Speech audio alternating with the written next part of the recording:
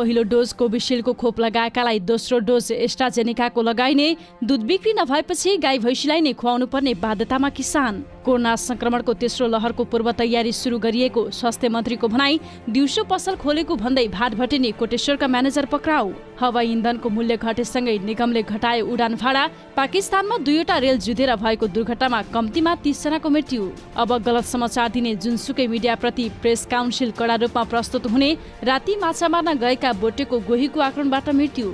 मोटरसाइकलमा आएका बन्दुकधारीले गरे 11 जना गाउँलेको हत्या। भक्तपुर क्यान्सर अस्पतालमा पेटबाट 35 किलोको ट्युमर निकालियो। श्रीलङ्कामा भारी वर्षाको कारण 14 जनाको मृत्यु, 2,75,000 प्रभावित।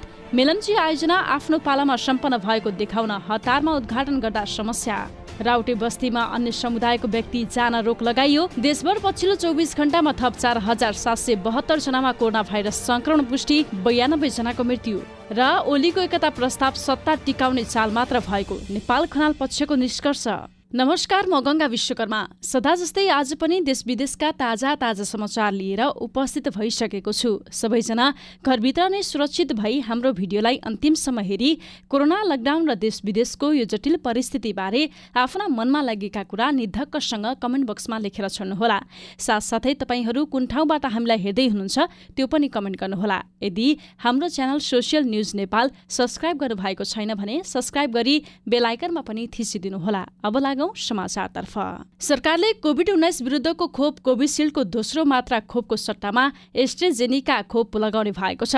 कोभिशिल्ड उत्पादक भारतीय कम्पनी सिरम इन्स्टिच्युट र कोभ्याक्स सुविधाले दुवैले तत्काल कोभिशिल्ड खोप दिन नसक्ने बताएपछि स्वास्थ्य तथा जनसङ्ख्या मन्त्रालयले कोभिशिल्डको सट्टामा उस्तै प्रकृतिको खोप एस्ट्राजेनेका दिने भएको हो। सरकार कोभिशिल्ड खोप उत्पादक कम्पनी सिरम इन्स्टिच्युटसँग खरिद गरेको 10 लाख मात्रा खोप नआएपछि दोस्रो मात्राको खोप दिन असमर्थ भएको हो। पालामा अहिलेसम्म करिब 21,13,080 जनाले पहिलो मात्राको खोप र 6,91,184 जनाले दोस्रो मात्राको खोप लगाइसकेका छन्। मंगलबार मन्त्रालयले 60 देखि 64 वर्ष उमेर समूहका ज्येष्ठ नागरिकलाई भोरोसेल खोप प्रदान गर्दैछ। लकडाउनको कारण दूध बिक्री नभएपछि कास्कीको अन्नपूर्ण गाउँपालिकाका किसानहरू दूध नै वस्तुभाउलाई आहाराको रूपमा खुवाउन बाध्य भएका छन्। मुख्य बजार क्षेत्र पोखरा बन्द भएसँगै दूध बिक्री गर्न नपाएर किसानहरू समस्यामा परेका हुन्। यति बेला दूध, पनिर तथा दहीको माग निकै नै कम भएपछि कहिलेकाहीँ आफूहरूले गाई वस्तुलाई नै दूध खुवाउँदै आएको अन्नपूर्ण 3 मराउचेका किसान बलराम पौडेलले बताउनुभयो। दाना महँगिएपछि दानाको सट्टा पानीमा मिसाएर दूध नै खुवाउँदै आएको पौडेलले बताउनु भएको छ। काठमाडौँ उपत्यकामा यही ज्येष्ठ 31 गतेसम्मका लागि निषेधाज्ञाको आदेश जारी गरिएको छ। उपत्यकाका 3वटै जिल्लामा यसपटक केही खुकुलो गर्दै निषेधाज्ञा आदेश जारी गरिएको हो। प्रशासनले बिहान 9 बजेसम्म मात्र पसल खोल्न दिने बताएको छ।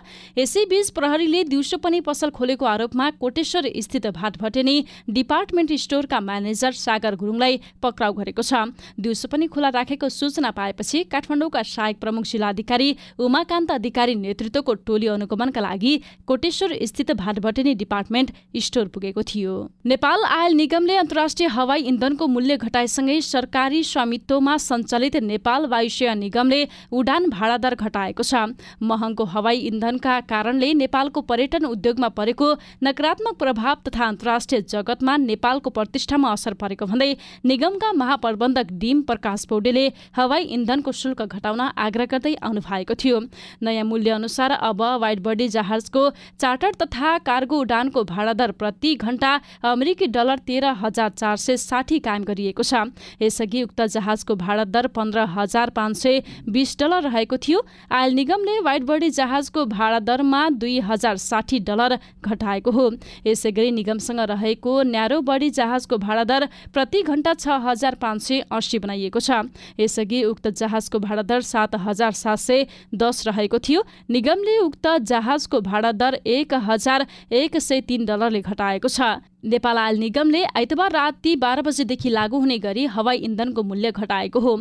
यसअघि अमेरिकी डलर 893 प्रति किलोमिटर रहेको अन्तर्राष्ट्रिय हवाई इन्धनको मूल्य प्रति लिटर 715 कायम गरिएको छ।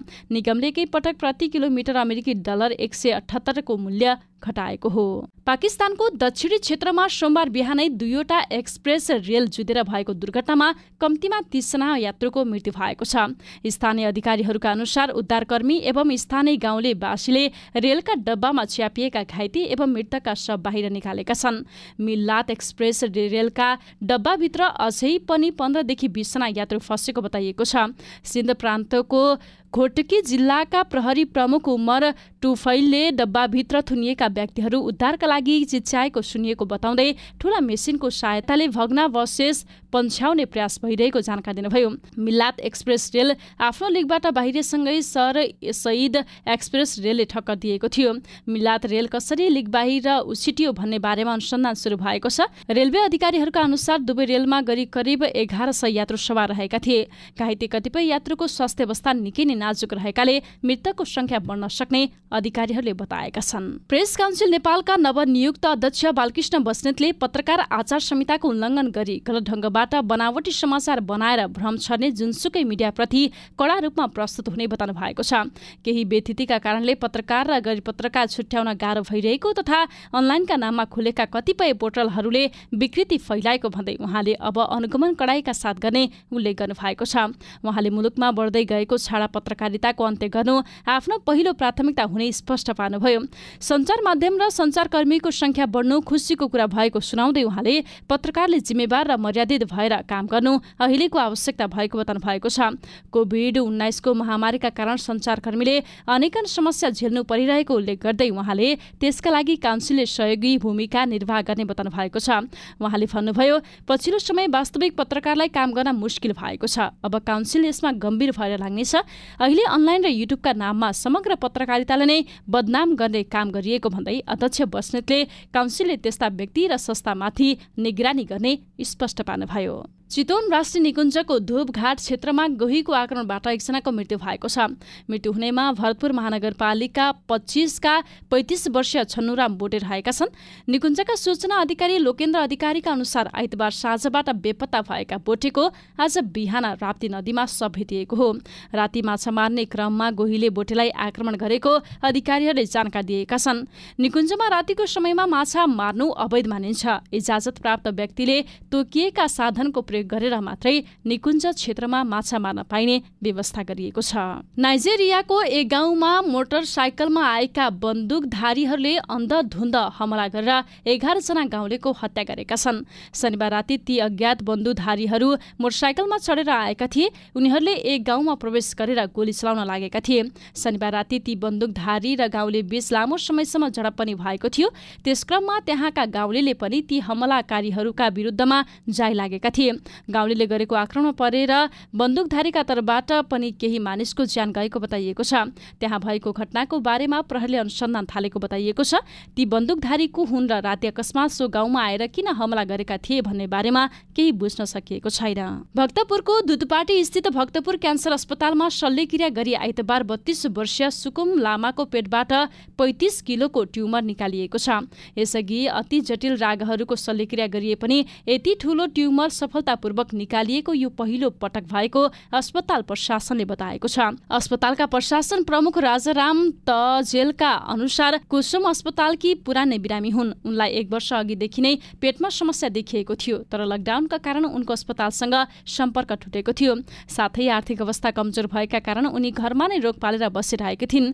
समयमै उपचार हुन नसक्दा ट्युमर बढेर 35 किलोको भएको बताइएको छ। अस्पतालका अनुसार 2-3 महिना अघि पनि पेट दुखेर कुसुम अस्पताल आएकी थिइन्, तर उनी डाक्टरले बोलाएको समयमा फलोअपमा अस्पताल पुगिनन्। शल्यक्रियामा संलग्न डाक्टर सृष्टि प्रजापतिले यस्तो किसिमको समस्या बिरलै हुने गरेको बताउनु भएको छ। अस्पताल आइपुग्दा बिरामीलाई निकै नै गाह्रो भइसकेको थियो। हिँड्न नसक्ने अवस्थामा पुगिसकेकी थिइन्। सास फेर्न गाह्रो भइरहेको थियो। हामीले तुरुन्तै भर्ना गरेर शल्यक्रिया गरौँ, डाक्टर प्रजापतिले भन्नुभयो। अहिले उनको अवस्था ठिक छ। श्रीलङ्कामा भारी वर्षाका कारण कम्तीमा 14 जनाको मृत्यु भएको र 2,45,000 भन्दा बढी मानिस प्रभावित भएको अधिकारीहरूले बताएका छन्। श्रीलङ्काको मौसम विज्ञान विभागले जारी गरेको मौसम सम्बन्धी पछिल्लो प्रतिवेदनमा आगामी केही दिनमा कतिपय स्थानमा 150 मिलिमिटर भन्दा बढी वर्षा हुने अनुमान गरिएको छ। यसैबीच श्रीलङ्काको नौसेनाले वर्षापछि नदी किनारहरू र गहिरो क्षेत्रका बस्तीमा जोखिम बढ्ने चिन्ता व्यक्त गरेको छ।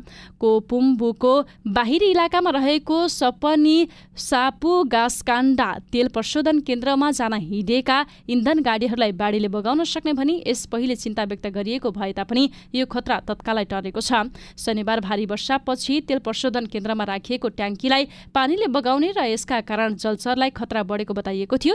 प्रतिकूल मौसमका कारण स्वास्थ्य मन्त्रालयले खोप कार्यक्रम पनि अवरोध भएको छ। मेलम्ची खानेपानी आयोजनाले राजधानीमा पानी दिन सुरु गरेको छोटो समयमै सुरुङ परीक्षणको बहानामा करिब 3 महिना वितरण रोक्ने भएको छ। यसबाट आयोजनाको सम्पूर्ण काम नसकिँदै सरकारले हतारमा आयोजना उद्घाटन गरेको बुझ्न सकिन्छ। संसद विघटन गरी मध्यावधि निर्वाचन घोषणा गरेका प्रधानमन्त्री केपी शर्मा ओलीमाथि विभिन्न आयोजना हतारमा उद्घाटन र शिलान्यास गरेको भनी आरोप लाग्दै आएको छ। सरकारले काम गरेको देखाउने, निर्वाचन भए सोझा साझाबाट मत तान्ने र इतिहासमा आफ्नो नाम राख्ने इच्छा कारण उनले जथाभावी तरिकाले आयोजनाको शिलान्यास र उद्घाटन गरेको भनेर चर्चा हुने गरेको छ। मेलम्चीको पछिल्लो परिस्थितिले ओली सरकारले आयोजनाका सम्पूर्ण काम पूरा नहुँदै परीक्षणका रूपमा पनि पानी वितरण गरेको अवसर छोपेर उद्घाटन गरेको संकेत गर्दछ। सुर्खेतमा 2 राउटे युवतीमाथि यौन दुर्व्यवहार भएको घटना सार्वजनिक भएपछि जिल्ला प्रशासन कार्यालय सुर्खेतले राउटे समुदायको बस्तीमा अन्य व्यक्ति जान रोक लगाएको छ। सामाजिक सञ्जालमा भाइरल बनेको उक्त भिडियो सो समुदायमा पुग्न सक्ने भन्दै जिल्ला प्रशासन कार्यालयले अनाधिकृत व्यक्तिहरूलाई बस्तीमा जान रोक लगाएको हो। राउटे बस्तीमा कसैलाई आउजाउ गर्न नदिने उद्देश्यले 22 जना प्रहरी परिचालन गरिएको बताइएको छ। राउटे युवतीमाथि यौन दुर्व्यवहार भएको थाहा पाए सो समुदायले अस्वीकार गर्न सक्ने तथा युवतीहरूको ज्यान जोखिममा रहेको निष्कर्ष निकाल्दै प्रशासनले सतर्कता अपनाएको छ। 19 र 23 वर्षकी राउटे युवतीहरूलाई होटेलमा लगेर मदिरा सेवन गराई यौन दुर्व्यवहार गर्ने गुरुभाकोट नगरपालिकाका दोमन बहादुर घरती, भूपेन्द्र बुढा र होटेल सञ्चालक विनोद पुनलाई प्रहरीले नियन्त्रणमा लिइसकेको छ। तीनैजनाले गल्ती समेत स्वीकार गरिसकेको प्रहरीले बताएको छ। उनीहरू विरुद्ध मानव ओसार यौन दुर्व्यवहार र जबरजस्ती गर्ने उद्योगमा मुद्दा चलाउने तयारी रहेको छ। देशभर पछिल्लो 24 घण्टामा थप 4,472 जनामा कोरोना भाइरस संक्रमण पुष्टि भएको छ। स्वास्थ्य मन्त्रालयले दिएको जानकारी अनुसार देशभरिका प्रयोगशालामा गरिएको परीक्षणमा ती व्यक्तिहरूमा कोरोना संक्रमण पुष्टि भएको हो। पछिल्लो 24 घण्टामा पीसीआर विधिबाट 3,370 जना र एन्टिजेन विधिबाट 1,102 जनामा संक्रमण पुष्टि भएको हो। त्यस्तै सोही अवधिमा 6,951 जना कोरोना संक्रमण मुक्त भएका छन्। त्यस्तै पछिल्लो 24 घण्टामा नै 92 जनाको मृत्यु भएको मन्त्रालयले बताएको छ। स्वास्थ्य तथा जनसङ्ख्या मन्त्री शेरबहादुर तामाङले कोरोना संक्रमणको तेस्रो लहरको पूर्व तयारी सुरु गरिएको बताउनु भएको छ। मन्त्री भएपछि पहिलो पटक पत्रकार सम्मेलन गर्दै मन्त्री तामाङले मन्त्रालयले तेस्रो लहरको पूर्व तयारी सुरु गरेको बताउनु भएको हो। उहाँले भन्नुभयो, तेस्रो लहरमा बालबालिकाहरूलाई प्रभावित बनाउने हो कि भन्ने छ। त्यसैले 7 प्रदेशमा बालबालिकाहरूलाई चाहिने आवश्यक आइसियु कक्ष सहितको अस्पताल बनाउने तयारी गर्दैछौँ। मन्त्री तामाङले मन्त्रालयले गर्ने सबै काम पारदर्शी हुने बताउनुभयो। उहाँ भन्नुहुन्छ, निष्ठापूर्वक नियमपूर्वक गर्दा पनि त्रुटि भयो भने खबरदारी गर्न आम नागरिकलाई अपिल गर्दछु। मन्त्री तामाङले मेरो आज नै अन्तिम दिन हो भन्ने स्मरणमा राखेर काम गर्ने बताउनु भएको छ। उहाँ भन्नुहुन्छ, भरे गरौला भोलि गरौला भनेर राख्दिन, आज नै मेरो अन्तिम दिन हो भनेर काम गर्नेछु। नेकपा एमालेको नेपाल खनाल समूहको स्थायी कमिटी बैठकले अध्यक्ष केपी शर्मा ओलीको 6 बुँदे एकता प्रस्ताव सकारात्मक मनसायले नआएको निष्कर्ष निकालेको छ।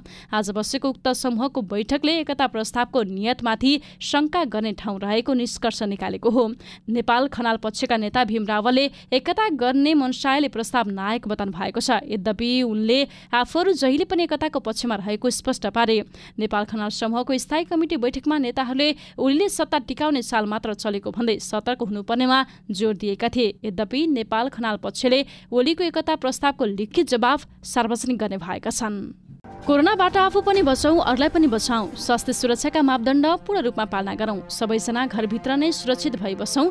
अत्यावश्यक काम बाहेक अनावश्यक रूपमा बाहिर हिँड्डुल नगरौँ। आजलाई समाचार यति नै। हाम्रो च्यानल सोसियल न्युज नेपाल हेर्दै गर्नुहोला र सब्स्क्राइब गर्नुभएको छैन भने सब्स्क्राइब गरी बेल आइकनमा पनि थिचिदिनुहोला। भोलि फेरि यस्तै नयाँ र ताजा समाचार लिएर उपस्थित हुने नै छौँ। केही कमजोरी भए कमेन्ट मार्फत जानकारी गराइदिनुहोला। भिडियो राम्रो लागे एक लाइक पनि गर्नुहोला। आजलाई बिदा दिनुहोस्। नमस्कार।